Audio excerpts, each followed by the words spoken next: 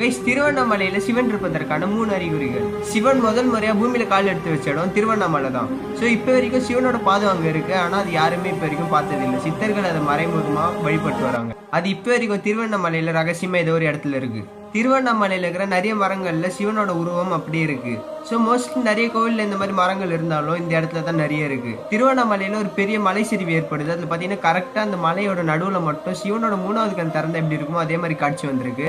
So உலகத்தில் இருக்க எத்தனையோ மலைகள் இருந்தாலும் இந்த மலையில் மட்டும் அந்த மாதிரி காட்சி வர்றது இப்போ வரைக்கும் மர்மமாகவே இருக்கு. வருஷம் வருஷம் ஏன் திருவண்ணாமலையில் தீபாவளி ஏற்றுறாங்கன்னு தெரியுமா? ஒரு வாட்டி விஷ்ணுக்கும் பிரம்மாக்கும் யார் பெரியவங்கன்னு சண்டை வரும்போது சிவபெருமான் கோவப்பட்டு தன்னோட உடம்பையே ஒரு நெருப்பாக்கி ஒரு ஜோதி உருவத்துல காட்சி தராரு. அது பாத்தீங்கன்னா எல்லையே இல்லாம போயிட்டே இருக்கு. ஸோ விஷ்ணுவும் பிரம்மாவும் யார் அதை ஃபர்ஸ்ட் போய் பாக்குறாங்கன்னு போகும்போது அவங்க போக போக அவங்களுக்கு டயர்டு தான் ஆகுது. ஆனா கடைசி வரைக்கும் அது அடையவே இல்லை. ஸோ அதுக்கப்புறம் தான் புரியுது அவங்களுக்கு சிவபெருமானுக்கு தான் எல்லையே இல்லாத சக்தி இருக்குன்னு. ஸோ அது சிம்பிளைஸ் பண்ற விதமாக தான் வருஷம் வருஷம் திருவண்ணாமலையில அந்த தீபாவளி ஏத்துறாங்க.